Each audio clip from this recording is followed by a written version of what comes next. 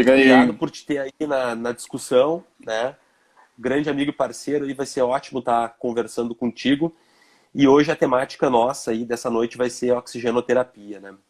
Então, só para vocês que estão online aí entenderem um pouco, é, eu, o Vinícius e uma outra colega que é a Laura Neves, nós estamos responsáveis aí por redigir o documento da Sobrafir sobre oxigenoterapia no Covid-19, que logo logo deve estar saindo aí no site da Sobrafir.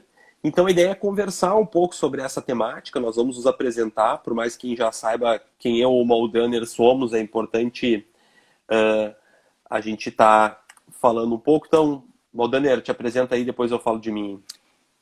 Boa noite a todos. Eu queria primeiro agradecer aí a Sobrafir pelo convite aqui, de estar na live aí com o amigo Forgiarini, né, de muitos tempos aí, de outros trabalhos também. Um prazerzão, Luiz, falar contigo. Valeu, show. Eu atuo aqui na Secretaria de Saúde do Distrito Federal. No momento eu estou no Hospital de Apoio de Brasília.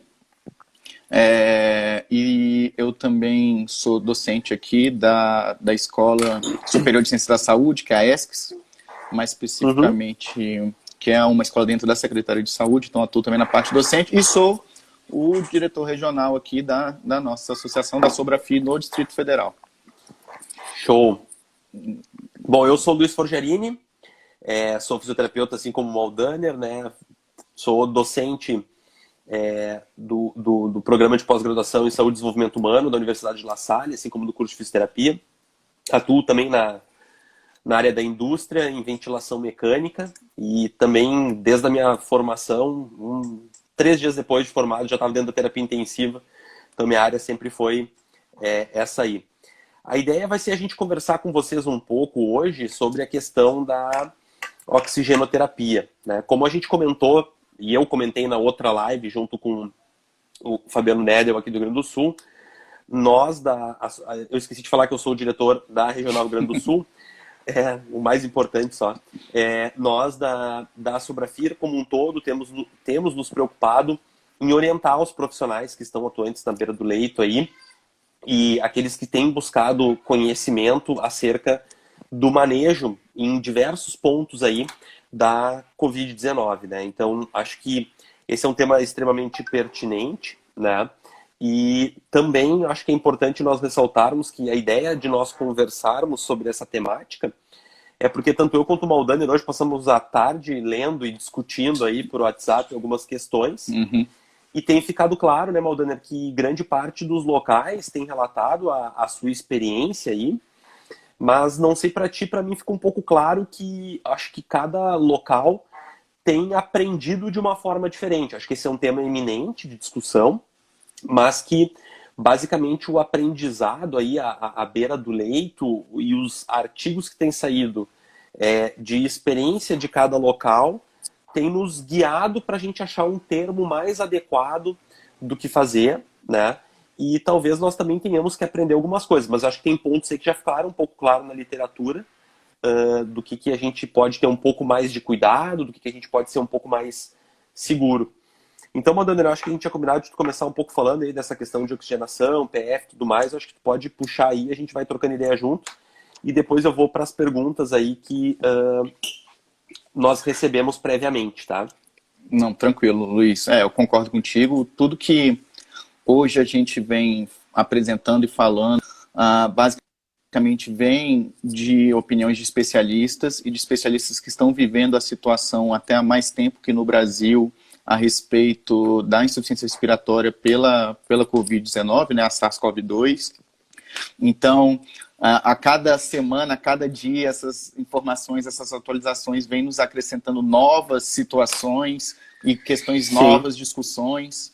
Então, eu acho que um ponto já importante é que não necessariamente o que é a verdade hoje pode ser que ela se modifique em uma semana, em 15 dias, é ad eterno. E a ciência é isso, né? A ciência, a gente está aqui sempre querendo provar uma determinada teoria e aí eu acho que as evidências estão nesse sentido. Então a gente tem poucas intervenções, poucos ensaios clínicos, né? Mostrando, fazendo uma comparação de superioridade e inferioridade de uma técnica em relação à outra. Então, realmente, o que a gente vai estar falando aqui está seguindo mais a questão dos guidelines, dos relatos de experiências de vários serviços, principalmente Sim. internacionais, mas até nacionais também, que já estão com um certo número de pacientes aí Uhum. já em suas coortes, em suas análises, então acho que é um pouco disso. Bem, eu acho que para a gente começar, uma questão que eu acho que é importante a gente definir que a hipoxemia, basicamente, ela vem por 4 situações básicas de uma forma bem simplória, e todas elas relacionadas a um distúrbio ou uma alteração na relação ventilação-perfusão. Então, para que se tenha uma boa oxigenação, a gente tem que ter uma boa relação ventilação-perfusão. E aí, geralmente, alterações importantes nessa relação levam a quadros de provável hipoxemia. E aí a gente tem como situações aí a perda de área de troca gasosa, como atelectasias, como uma causa Uhum. importante. Sim.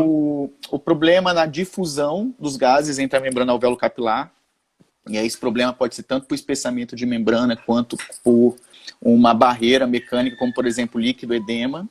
E Ou aí, até vasoconstrição, né? A gente tem visto que um dos padrões comportamentais perfeito, da Covid-19 é vasoconstrição, né? a É uma coisa interessante também. essa lesão endotelial, né? Um problema perfusional, que aí também pode estar relacionado um pouco à questão da Covid, com a questão do histórico de microtrombos e de distúrbios de Uhum. coagulação, e isso atrapalhar a passagem, basicamente, do sangue, né, pelos capilares, consequentemente não ter a troca, e situações de hipoventilação, onde não entra e sai adequadamente, então isso vai ter problemas de distúrbios de relação ventilação-perfusão. Então, basicamente, a gente está aí dentro da Covid em algumas situações que hoje a gente já sabe. E aquele perfil L e H, né, o low e high. Uhum. Então, parece que a gente, dentro desse perfil, a gente tem duas situações bem distintas. Uma situação onde se tem aí uma provável alteração vascular ou endotelial. Isso leva aí a uma importante hipoxemia, mas não necessariamente com um distúrbio das áreas de troca propriamente dita, ou seja, Sim. com alvéolos até preservados na maioria das vezes, e já uma outra situação de hiperinflamação, e aí já simulando uma situação mais grave de SARA mesmo, onde a repercussão Sim. hipoxêmica é totalmente diferenciada.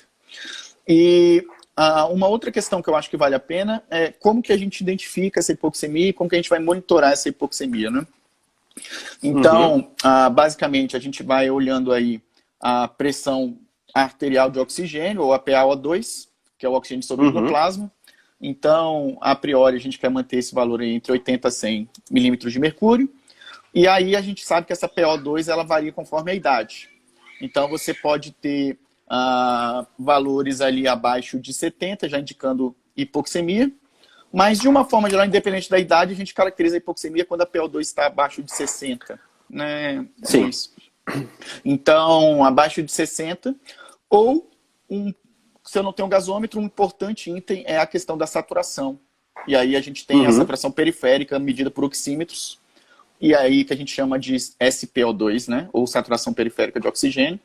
E Sim. existe uma relação direta entre essas duas curvas, entre a PaO2 e a SPO2.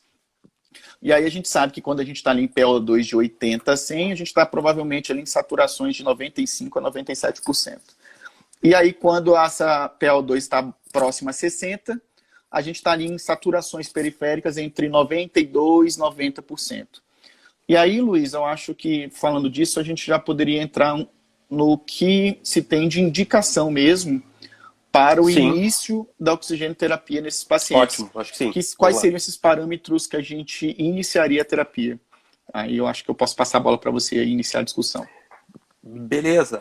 Nós, né? Eu, o Maldaner e a Laura, nós estamos trabalhando aí na finalização do documento para oxigenoterapia e basicamente compilando tudo que a gente tem visto na literatura, né? Eu até estou com um documento aqui na minha frente.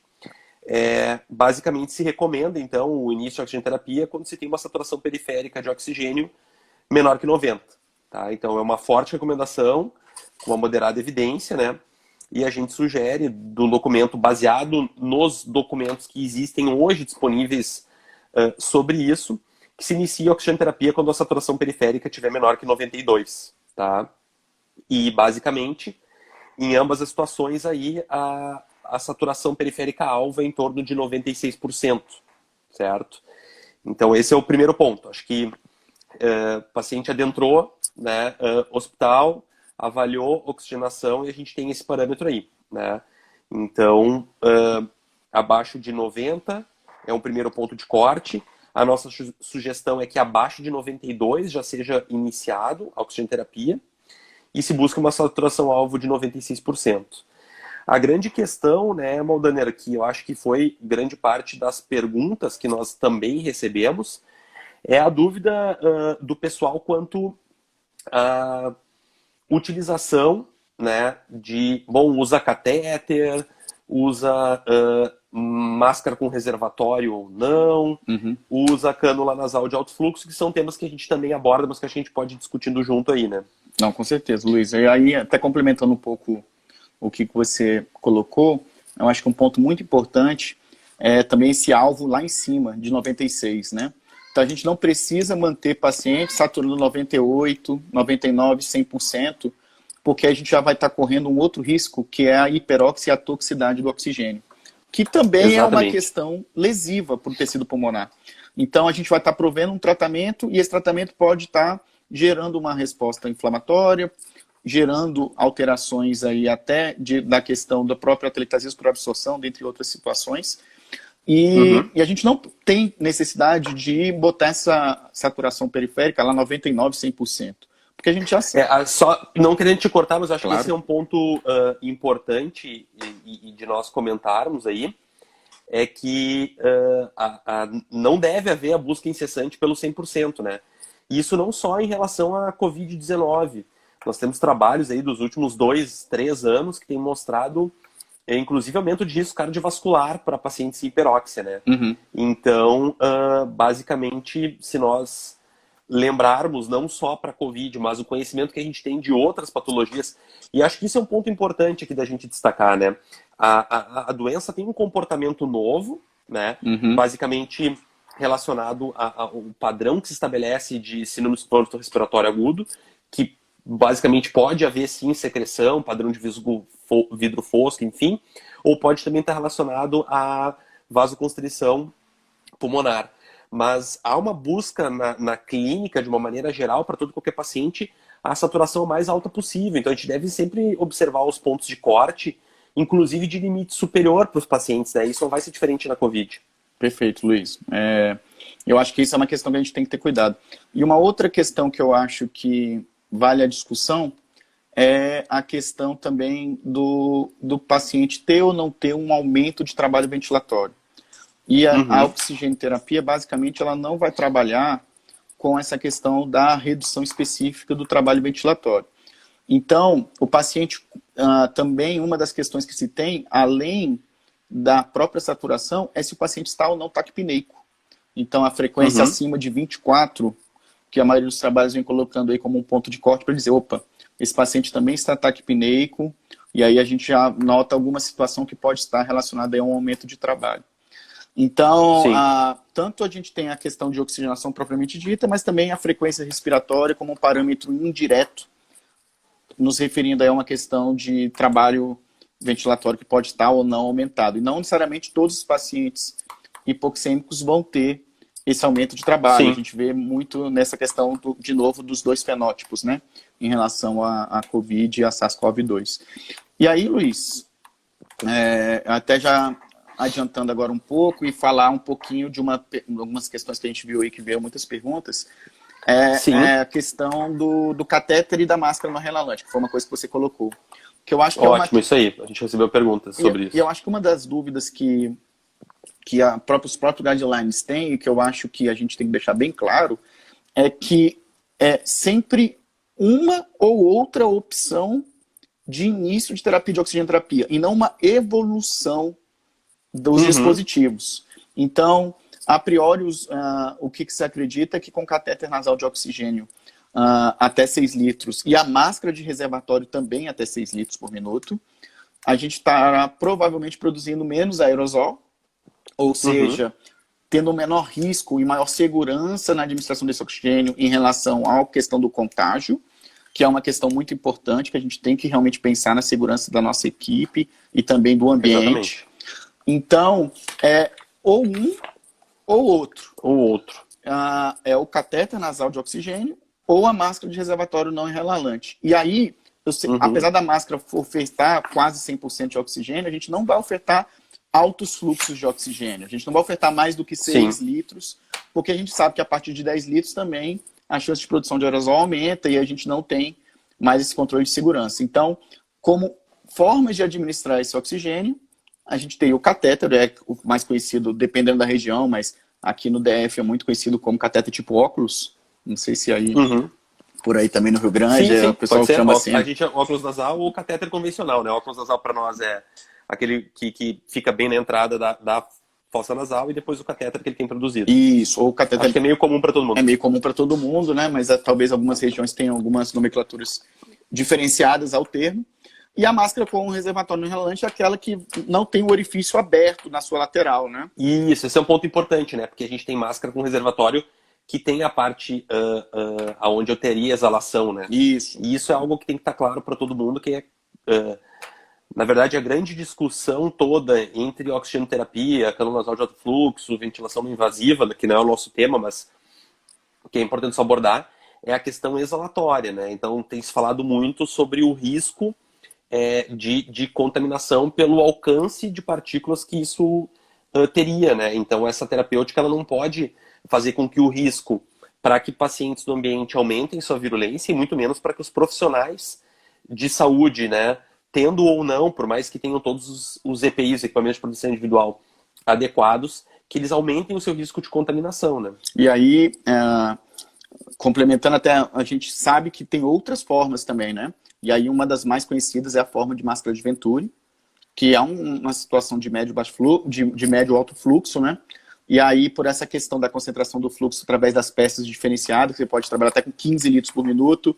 Não se recomenda isso pela questão da produção de aerosol e risco de infecção por patógenos, no caso virais. E também as questões de tendas, UDIs, entre outras formas aí básicas que se tem de aplicar oxigênio-terapia, né, em pacientes em ambiente hospitalar. Então, realmente, a maioria das recomendações e a da própria Sobrafir que a gente vai colocar é exatamente isso.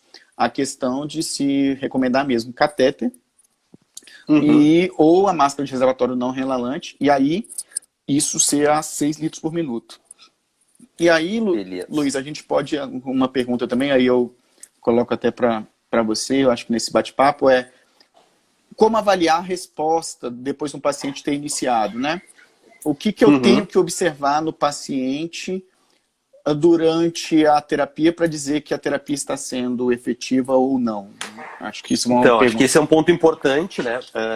Agora tu falando e nós discutindo aí nesses 20 e poucos minutos até agora, me veio na cabeça, eu nunca me esqueço quando eu fiz uma disciplina de epidemiologia avançada, né, para doutorado, e o professor na época começou com um slide do Karl Popper, né, que ele falava que em pesquisa a episteme não existe, né, a verdade absoluta.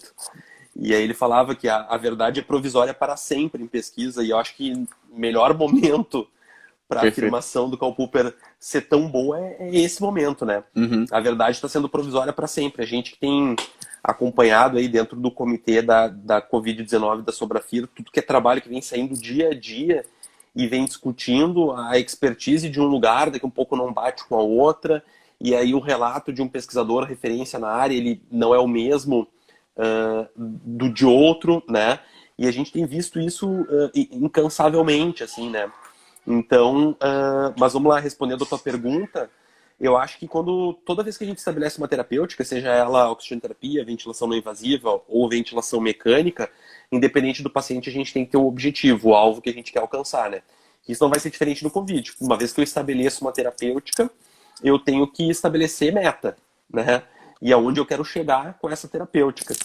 Então a gente tem recomendado, e na nossa discussão aqui para o documento de oxigenoterapia, eu acho que é importante avaliar se o paciente vai atingir uma saturação-alvo, que é pelo menos uma saturação acima de 93%, e se ele vai ter uma redução aí da frequência respiratória de 24 para baixo de frequência, né?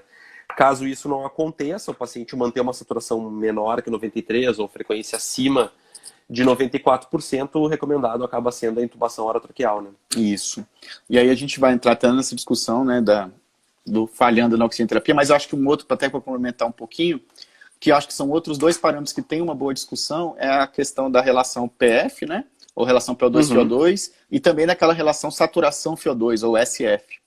E aí que são dois parâmetros aí que também podem ser utilizados até para a gente ver a questão da capacidade de troca de oxigênio, ou seja, da troca gasosa de oxigênio. Sim. E aí lembrando que a relação PF, ideal acima de 300, e aí entre 200 e Exatamente. 300 podendo indicar uma lesão pulmonar aguda, abaixo de 200 a gente já considera um avanço moderado a grave, e abaixo de 150 a 100 a gente já considera um caso mais grave.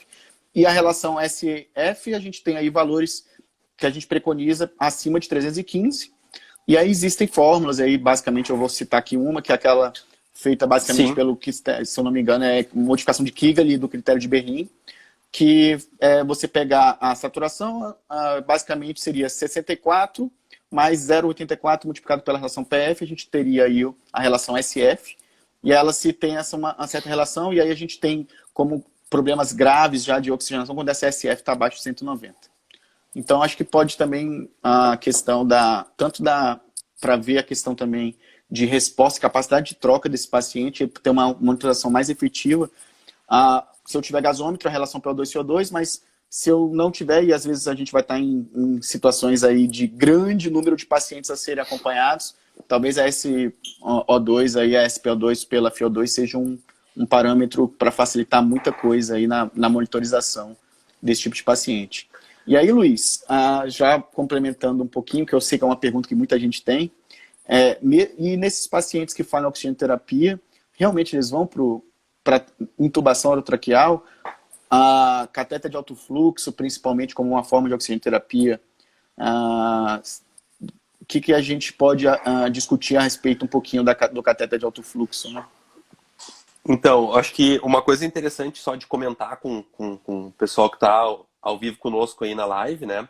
Só vou repassar, Modena, algumas perguntas que a gente tinha recebido prévio que a gente já foi respondendo. Então, o pessoal queria saber quando entubar, a gente já falou ali de quando não responder a oxigenoterapia. Isso. Né? Se utilizar o catéter nasal aí de alto fluxo ou não. A gente comentou sobre as questões relacionadas ao risco, né, de aerosol. Eu acho que esse é um ponto importante. Isso. E só para comentar, a gente que vem acompanhando rotineiramente, né, hoje, por exemplo, um dos papers até que o Bruno Prata nos passou aí dentro do nosso grupo, mostrava uma experiência de uma determinada região da Itália, mostrando que então de 80% dos pacientes que adentraram no hospital e não tiveram resposta à oxigenoterapia acabaram em ventilação não invasiva, né? Então, e esses dados vêm variando de local para local. Eu acho que a gente deve discutir um pouco isso também, porque não é querendo nos eximir de algum comentário, mas, por exemplo, hoje à tarde nós discutimos aí um estudo que mostrou que a oxigenoterapia poderia, por catéter nasal, ou seja, sistema de baixo fluxo, gerar uma área de aerosol maior que cânula nasal de alto fluxo, né? Então, esse estudo basicamente veio contradizendo um pouco o que nós vínhamos lendo em relação aos outros trabalhos. Então, acho que isso reforça um pouco também das questões relacionadas à experiência ou à expertise local. Não, com certeza. Eu acho também que quando nós discutimos sobre cânula nasal de alto fluxo ou sistemas de baixo fluxo, como máscara com reservatório sem vazão e catéter nasal, me parece, Maldaner, que catéter nasal e máscara com reservatório condiz mais uma realidade a nível nacional do que cânula nasal de alto fluxo, né? Perfeito. Então a gente também deve lembrar que nós temos discutido sobre cânula nasal de alto fluxo, mas a minha pergunta, e eu acho que nós temos muitos hospitais com experiência com isso no Brasil, mas me parece que nós temos mais hospitais que não possuem essa tecnologia ou literalmente condições econômicas para manter a utilização de cânula nasal de alto fluxo. Então nos parece que nós devemos pensar com aquilo que nós realmente temos na prática diária à beira do leito, né? Perfeito, Luiz. E uma outra questão também, a utilização do catéter de alto fluxo é relatada por vários serviços internacionais, vem também da questão do número de pacientes que estão adentrando em unidade de terapia intensiva e emergência nesses outros locais. Então, se a gente pega, por exemplo, a realidade espanhola e italiana, há uma baixa disponibilidade de ventiladores mecânicos, isso é notório. Então, a gente já começar a ter utilizações de opções fora da ventilação mecânica invasiva, isso é uma realidade para outros locais que eu acho que ainda no momento não é a realidade brasileira. E eu concordo contigo 100% também. E uma outra questão que eu acho que é bem importante, a produção de aerosol a gente tem que manter, enquanto possível, a segurança do ambiente dos profissionais. Então, se for para realizar com pressão negativa, esse controle completo... Isso é extremamente interessante, né? Porque é uma recomendação da OMS, da Organização Mundial de Saúde, que a não invasiva talvez possa ser uma possibilidade se eu trabalhar com quarto com pressão negativa, né? Isso. E aí a questão é quantos hospitais tu, por exemplo, eu conhecemos em relação a que tem a possibilidade de utilização de quartos com pressão negativa, né? Com certeza, dentro da realidade brasileira, a gente tem com certeza uma limitação no número desse tipo de ambiente, né? Então, assim, se eu não tiver esse tipo de controle no momento, a qualidade também do material, a qualidade do treinamento da equipe, a posição correta desse catéter, se a gente colocar um alto fluxo, se o catéter não estiver corretamente posicionado, olha o tanto de possível produção de aerosol que a gente vai estar expondo a equipe e o ambiente. Então, assim, a gente sabe dos benefícios do catéter de alto fluxo, a questão de insuficiência respiratória hipoxêmica, né? A questão até de aumentar a CRF, capacidade residual funcional, de diminuir o espaço, a questão da ventilação do espaço morto, diluir esse oxigênio, ser mais confortável. Muitos pacientes relatam a questão do conforto, principalmente comparado à ventilação não invasiva do catéter de alto fluxo, mas a gente tem muito essa questão, enquanto o risco for maior que o benefício, eu acredito que a gente tem que trabalhar sempre com a segurança. Então, como a gente ainda tem uma disponibilidade, pelo menos aqui a realidade do DF, no momento, a gente ainda tem essa disponibilidade, eu acredito que, se a gente tiver segurança, quartos com pressão negativa, correto EPI, treinamento da equipe, saber manejar... Melhor cenário, né? O cenário perfeito aí é uma coisa, mas não é a realidade da maioria dos centros do Brasil. E outro, a gente colocar esses pacientes nesse tipo de situação, a monitorização tem que ser contínua e realmente intensificada. Porque se ele falhar, ele vai falhar provavelmente por hipoxemia, e aí a intubação tem que ser, o time de resposta rápido tem que realmente atuar de uma forma incisiva, né? Então, realmente é um delicado. Nós temos visto aí nos trabalhos que basicamente têm saído, e até naquele documento importante que vem do grupo chinês, orientando muito a experiência deles, que eu acho que visou guiar um pouco como que eles trataram, enfim, né? Acho que nos auxiliou para algumas discussões, né? Eu, particularmente, isso é uma opinião pessoal, eu prefiro trabalhar com o pior cenário, pensando que, tipo, eu não tenho quarto com pressão negativa, eu não tenho cânula nasal disponível, enfim, o que fazer? Pensando numa realidade de grande parte, porque nós temos grandes centros e hospitais referências a nível nacional aí, que com certeza vão ter todo esse aparato para conseguir tratar e desenvolver.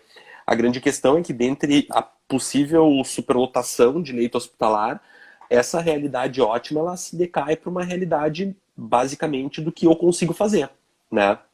Então, acho que isso é um ponto importante.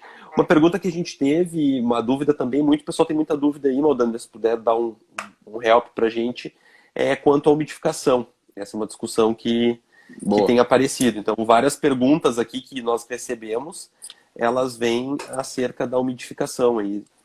Então, a gente tem já revisões sistemáticas, meta-análises mostrando que catéter sendo administrado com baixo fluxo, que é o caso da orientação da Covid, 6 litros por minuto, a gente não tem necessidade de fazer a umidificação. Não há mudança no transporte mucociliar, não há maior resposta inflamatória, ressecamento do muco. Então, é o porquê de utilizar e potencializar a produção de aerosol. Então, a recomendação é realmente... Né, eu acho que isso também não vale para a Covid, mas que nem você falou no começo, Luiz, isso também é uma aplicação para outros cenários, né? Então, se eu estou utilizando abaixo de 6 litros por minuto, ou até 6 litros por minuto, não tem a necessidade de eu fazer a umidificação. aumentar o risco de produção de aerosol e, consequentemente, expor a equipe a mais risco. Então, até uma das coisas que nós colocamos no documento, né, é também isso, né? Então, o pessoal tem muita dúvida do umidifica ou não, e eu acho que aqui vale uma discussão, minha e tu e para quem está nos assistindo, que me parece que a Covid tem feito nós refletirmos muito sobre a nossa prática diária prévia à Covid. sim, Né? sim. Porque essa dúvida umidifica ou não umidifica, ela teoricamente acontecia antes. Ela não mudou agora. Nós não temos visto mudança nesse panorama por conta de que, ok, agora porque é Covid a gente volta ou não volta a umidificar? O que isso gera, né? E dentre o que a gente colocou ali no documento, um ponto interessante que eu acho que a gente acabou ressaltando é o risco de contaminação da equipe. Hoje a gente sabe aí que em torno de quase 20% dos contaminados são profissionais da saúde, né? Ou seja, talvez a grande pergunta é quando nos contaminaremos, né? Estando na prática diária, porque, ok, podemos ou não ter expressão clínica, mas o risco, né? E a gente tem visto aí a rigidez dos protocolos. A gente teve até uma pergunta sobre EPI, e eu queria dizer que a gente não vai abordar esse tema, porque esse tema ele vai sair um novo documento da Sobrafia acerca de como organizar as questões de EPI, como o profissional ir retirando e colocando vestimenta, ou luvas, ou máscaras, enfim. Sim, perfeito. Então acho que não cabe a gente explorar aqui, mas sim, também vai ser um documento. E acho que é interessante essa discussão que a gente está tendo, porque, por exemplo, nós postamos ali que ventilação não invasiva aumenta o risco para os profissionais que estão trabalhando, um risco relativo de 3,1. Então isso é um risco relativo interessante, no mínimo, né? De utilizar uma ferramenta terapêutica e que bate lá em cima, né? Então acho que esse é outro ponto a relatar. Deixa eu te falar uma coisa, Modana. Recebi da nossa querida Josimar aqui uma pergunta que o pessoal queria que tu repetisse a fórmula lá da ASF, que botou 64 vezes 0,84, aquela coisa toda, e explicar um pouco melhor, com mais calma aí. Tá bom. A gente, para avaliar a resposta a uma terapia, por exemplo, de oxigênio terapia ou qualquer outra terapia com pressão positiva, por exemplo, a gente quer avaliar a capacidade de troca gasosa desse oxigênio. Um dos parâmetros mais utilizados e mais difundida é a relação PO2-FiO2, né? Ou seja, a quantidade de oxigênio que está dissolvido no plasma arterial dividido pela oferta de oxigênio administrada, que é a FiO2. Esse é um índice mais, vamos dizer assim, difundido na prática, onde se tem aí que a relação acima de 300 está ok, e aí vai tendo outros pontos de corte, entre 300 e 200 indicando já uma lesão leve a moderada, abaixo de 200 já uma situação mais grave, e abaixo de 150 uma situação de provável SARA grave, né? E aí uma questão que a gente tem bem de fácil mensuração à beira-leito e que já tem validado é o critério de modificação de Quingay, que foi feito a partir do critério de Berlim. Que basicamente o critério de Berlim definiu os parâmetros de SARA, e a gente sabe que a COVID tem pode ter um comportamento parecido com SARA, onde se fez a questão da relação saturação-FiO2, principalmente para países que têm dificuldade em se ter gasômetro. Eu sei que há uma realidade de várias UTIs no Brasil não ter um gasômetro, né, dentro da própria unidade para colher rapidamente esse tipo de resposta. E aí... Sim, tem que ir para o laboratório, né? Exatamente. Então, e assim, você colhe de manhã e tem a resposta à tarde, às vezes, né? Então, você não tem uma monitoração tão adequada. E aí, essa relação SF, ela tem já validação para relação PO2-FiO2. Então, o ponto de corte seria 315. Aí, abaixo de 315, a gente já indica lesão pulmonar aguda. E aí, o ponto que realmente vai dizer se o cara é grave ou não é quando essa relação SF está ali em torno de 190. E aí, como que a gente vai calcular essa relação SF? Basicamente, a gente pega uma constante, que é 64, mas 0,84 multiplicado pela relação PF, propriamente dita. Aí você tem uma fórmula para conversão. E aí, o cálculo, basicamente, é a saturação. Você pega a saturação periférica de oxigênio, 98, e calcula pelo quanto está sendo ofertado de oxigênio. Aliás, Luiz, uma coisa que a gente pode dizer que é uma questão muito de prática é, basicamente, cada litro administrado aumenta a FiO2 em torno de 3 a 4%. Então, se eu estou ofertando 6 litros, eu posso estar chegando próximo a 40%. Então, Que é aquele cálculo, até tem alguns outros que mostram, né? O primeiro litro sai de 21 para 24, depois aumenta de 4 em 4 ou de 3 em 3, mas a média é mais ou menos isso, né? De uma forma geral, a média é em torno de 3 a 4%. Então, eu vou estar com 98 dividido por 100 dividido por 0,4, eu vou estar com uma relação SF aí, no caso de 290, 300, que está exatamente perto ali do parâmetro ali de normalidade. Então, a oxigenação, pelo critério de Berlim, PO2, CO2 abaixo de 300, o KIG ali modificado, SO2, FO2, basicamente abaixo de 315. Então, a gente tem esses parâmetros aí. Então, saturação, ter saturação em FO2, e aí a FO2 a gente pode ter uma ideia a partir da litragem de oxigênio e estimar que isso está aumentando em torno de 3 a 4% a oferta. Lembrando que em área ambiente, 20,93%, ou a gente arredonda para 21%. Né? Exatamente, perfeito. O pessoal que fez algumas outras perguntas só para a gente comentar, então. O pessoal comentou sobre ventilação, a gente teve uma de panorama de ventilação, muito possivelmente a Sobrafir vai ter outra discutindo ventilação. Então a gente tem um tempo sempre curto, em torno de 1 hora, para as perguntas prévias que nós respondemos.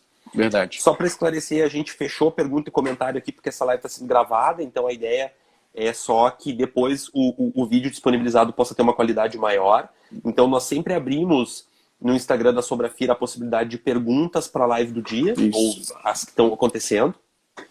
Uma outra dúvida que houve 2 perguntas prévias aqui relacionadas à pediatria.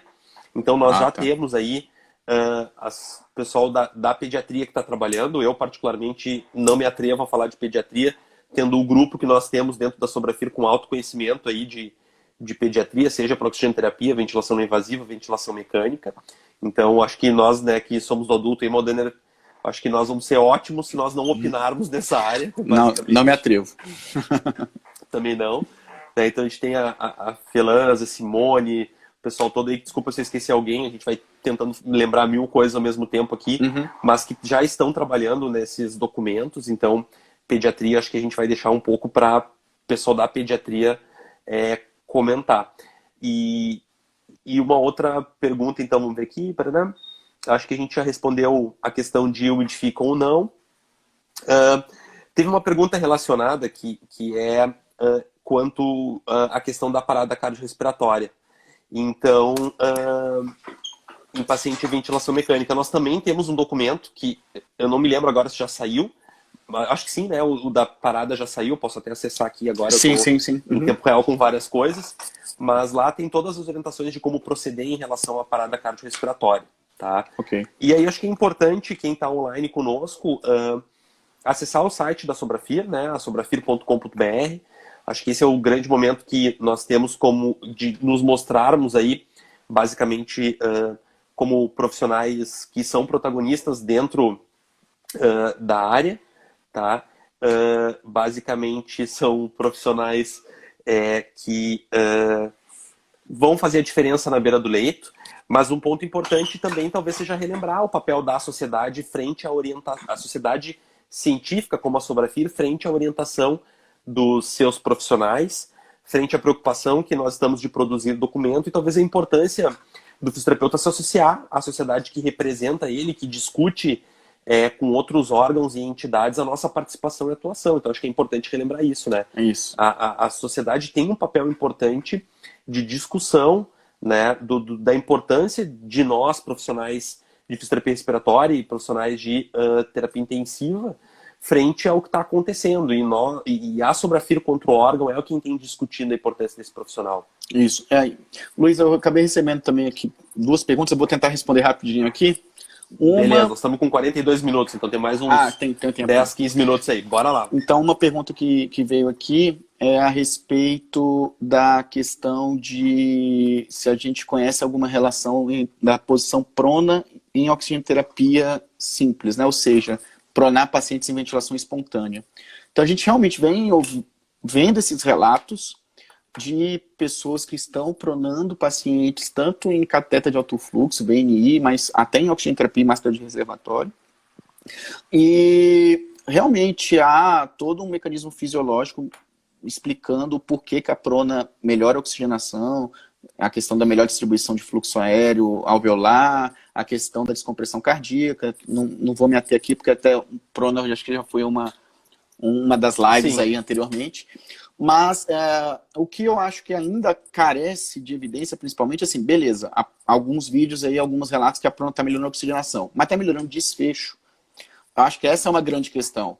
O paciente melhora a oxigenação, mas está evitando o cara ser entubado? A gente está conseguindo reverter esse quadro, impedindo isso?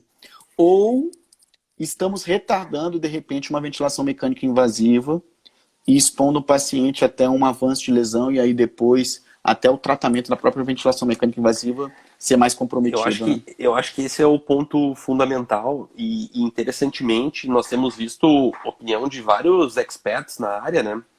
Eu até me surpreendi porque exatos 12 minutos antes de entrar na live aí contigo, nem deu tempo de eu te comentar, eu estava lendo um tweet do Stefano Nava, falando que ele já passou agora a acreditar no catéter, que ele acha que de repente pronar com catéter pode ser uma saída e tudo mais. Agora, uma coisa que eu acho importante a gente relembrar, que foi o que tu falou aqui, nós temos tido várias opiniões, né? Mas os estudos ou as coortes maiores não têm nos mostrado desfechos duros como o tempo de internação, tempo de VM, mortalidade, sendo tão alterado. Então, acho que realmente, como tu comentou, esse é o ponto principal para nós discutirmos, né? Porque eu também entendo que daqui a um pouco eu protelar muito tempo, arrastar o paciente por muito tempo, seja em oxigenoterapia ou alguma outra forma de suporte que na hora foi o que foi decidido pela equipe, será o quanto isso não modifica desfecho para pior. Eu, pelo que eu tenho lido, isso é uma opinião pessoal, nós estamos aqui discutindo opiniões, né?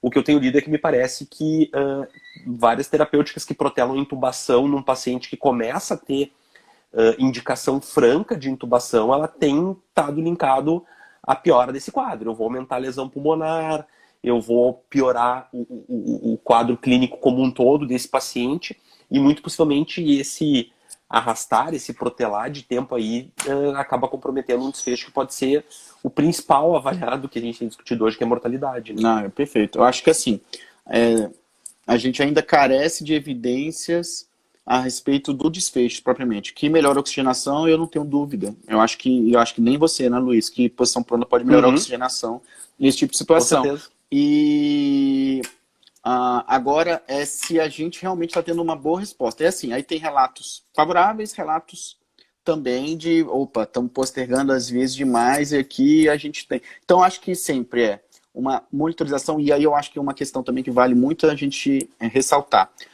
Muitos pacientes fazem oxigenoterapia, às vezes, em enfermarias, e aí a gente não tem uma devida monitorização desse tipo de local. Então, Sim. Isso é uma questão super importante. Esses pacientes deterioram muito rápido a função de oxigenação e a função respiratória. Então, acho que cabe ressaltar prestar atenção em enfermaria e emergência, né? Que acaba sendo, e ainda mais com o volume que pode ter de paciente, um local com deficiência de monitorização. E talvez isso faça toda a diferença aí para o sucesso, né? Exatamente. Então, assim, a gente ter profissionais, por exemplo, fisioterapeutas, e aí eu acho que é um dos trabalhos que tem que ser feito, sim, é de aumentar a disponibilidade desses profissionais aí, porque uma das questões que tem muito mas eu não vou atender um paciente COVID. De eu estar monitorando esse paciente, de eu estar vendo uma resposta de oxigenação, isso já é um baita de um atendimento. Você já está prestando um baita de um serviço, sabendo se está tendo resposta ou não. Então, assim, não necessariamente a gente tem que lá estar fazendo técnicas, alguma coisa nesse paciente, a gente tem que saber se ele está indicado ou não. Mas... Até porque uma das recomendações, né, o paciente não apresentando secreção, teoricamente, a prioridade de atenção é observar a ventilação dele, né? Não está indicado, inclusive, em alguns documentos que a gente tem trabalhado internamente, se o paciente não apresenta secreção, tu realmente está atuando quanto à técnica de N-Bronca, porque estaria contraindicado. Exatamente. Então, acho que a monitorização e a resposta rápida, independente de ser favorável ou não, é de fundamental importância. E aí o nosso papel como terapeuta respiratório, como fisioterapeuta dentro desse tipo de unidade, eu acho que realmente está sendo muito forte e a gente está sendo Sim. bem valorizado nessa situação e eu acho que é um dos caminhos mesmo. É a gente talvez até aumentar mais a questão de disponibilidade de profissionais aí para essas situações, treinar a equipe mesmo para esse tipo de situação. Acho que esse ponto é fundamental. Então, acho que temos essa situação. E uma outra pergunta só, Luiz, que veio aqui, essa eu vou... Vamos lá, para a gente se encaminhar para o fechamento. É a história de fazer o catéter com máscara cirúrgica, né? Eu recebi aqui umas 10, 15 perguntas aqui relacionadas a isso. Então, assim, Boa, a gente quase esqueceu desse aí, né? A gente combinou anteriormente e esqueceu desse tema. então eu particularmente vi uma recomendação chinesa, basicamente relacionado a isso. Então, assim, não vejo outros centros trabalhando com isso, mas acho que vai muito da questão também que a gente está pensando em disponibilidade de EPIs, né? Então, assim, a gente já tem vários relatos aí de dificuldades de EPIs. E se a gente não tem uma evidência que isso realmente proteja mais o paciente e principalmente o ambiente e o profissional, vai muito dessa questão de o que eu tenho de recurso disponível ou não para se utilizar, já que ainda não temos uma evidência de que esse tipo de recurso, ok, usar o catéter com a máscara cirúrgica, eu estou diminuindo muito a potencialidade de produção de aerosol nessa situação. Então, acho que vale muito a discussão dentro do seu serviço, dentro da sua realidade, para o desenvolvimento desse tipo de protocolo. Mas, no momento, pelo que eu conheço, a gente ainda não tem nenhum tipo de recomendação forte ou moderada a Exatamente. respeito da questão da máscara cirúrgica com catéter nasal. Acho que um ponto importante, só nos encaminhando aí também para o fechamento, vou relembrar alguns pontos do que a gente falou, mas é isso que tu comentou, né? Hoje nós temos muitos relatos. Isso é um ponto que tem que estar claro para todo mundo, né? Falando agora como pesquisador, né? O que nós mais temos é relato. Perfeito. O que nós talvez não tenhamos nesse momento são estudos, e obviamente eu entendo que vivemos uma pandemia e que tudo mais, mas inclusive revistas de alto impacto têm publicado muito relato. Isso. E cada relato que tem saído então temos que fazer isso. Mas lá falaram que tem que usar máscara. Mas agora tal coisa funciona. Lá, então acho que a gente tem que ter só um pouco de cuidado e racionalidade dentro da análise do que nós estamos lendo. Porque como nós comentamos anteriormente, né, nós que estamos trabalhando com esses documentos, nós temos lido relatos diários, artigos diários, e são várias experiências, muito mais do que ensaios clínicos, do que acompanhamentos. Agora o de hoje, que o Bruno até mandou pra gente, era uma coorte, né, que acompanhou lá o desfecho de mais de 1.600 pacientes. Isso. Mas a gente só tem que ter um pouco de clareza para não tornar o relato ou o comentário algo como tem um desfecho imprescindível na beira do leito.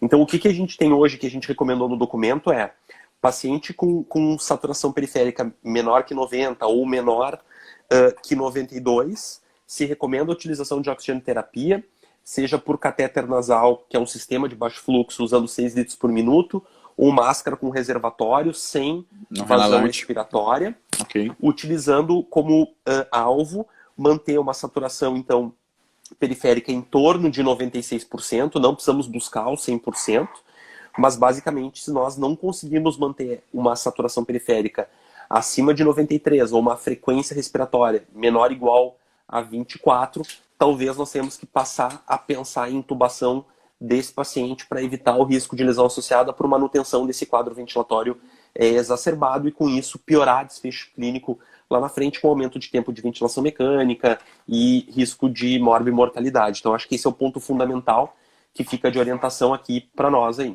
E aí, só para reforçar um último ponto, a postergação da ventilação invasiva também expõe muito a questão do que a gente chama de lesão por esforços espontâneos, né, que é o tal do SVIL. Então, quanto mais, e a gente sabe que o SVIL é um dos fatores para aumentar a lesão pulmonar e de repente ficar postergando isso, deixando o paciente fazer esforços demasiados por muito tempo. Isso já se tem na literatura clássico como um dos mecanismos para o avanço da lesão e do aumento da resposta inflamatória, que é uma coisa exatamente que a gente quer evitar em alguns casos aí, principalmente no fenótipo H, né, hiperinflamatório aí da COVID. Então, até a questão de time de resposta rápido na falência da oxigenoterapia é fundamental exatamente para a gente evitar esse tipo de situação.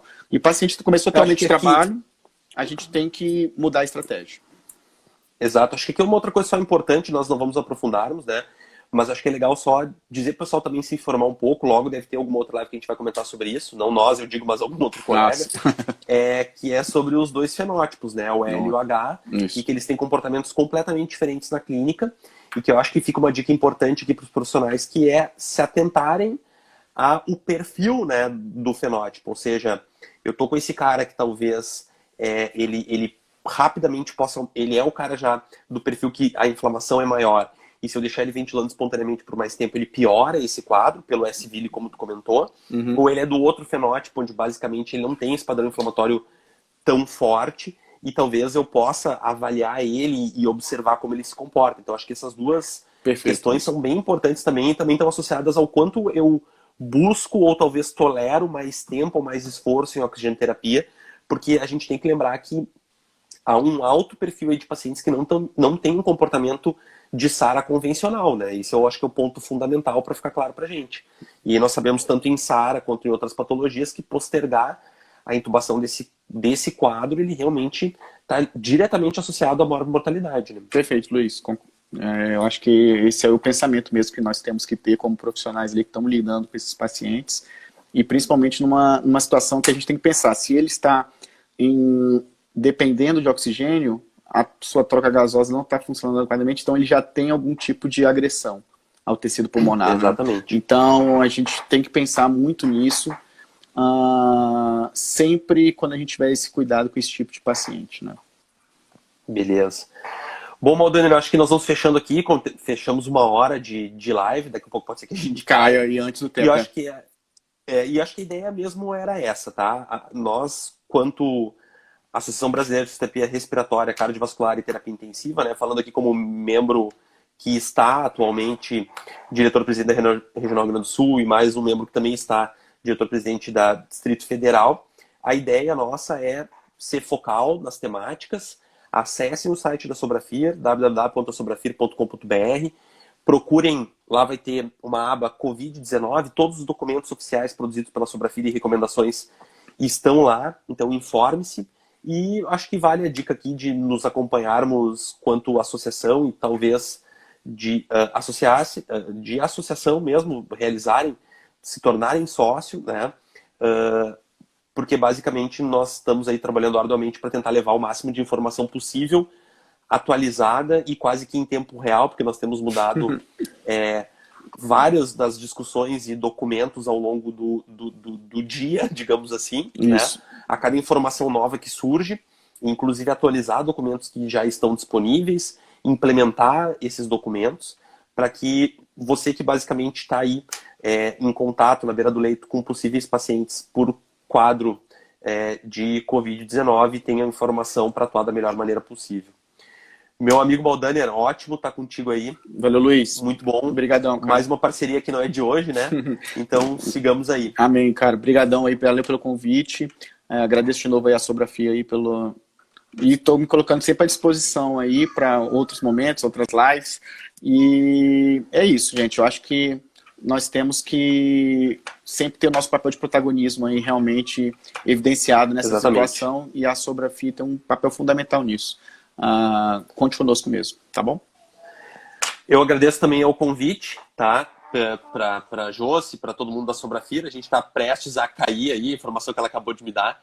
Então, pessoal que esteve conosco aí ao vivo e online, muito obrigado pela presença de todos. Moldaner, grande abraço.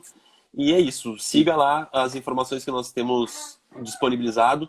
Mais uma vez, obrigado por estarem conosco aí. E nós temos nos esforçado muito aí para estar o mais presente possível para tentar fornecer informação para a nossa área de atuação. E eu acho que nós somos protagonistas desde sempre, mas estamos aí com o potencial de ser cada dia mais e evidenciar cada vez mais a eficácia da nossa atuação. Maldener, grande abraço, pessoal que estava online conosco, um grande abraço aí e uma boa noite, até uma próxima live. Valeu, Luiz, grande abraço, boa noite a todos. Abração, valeu.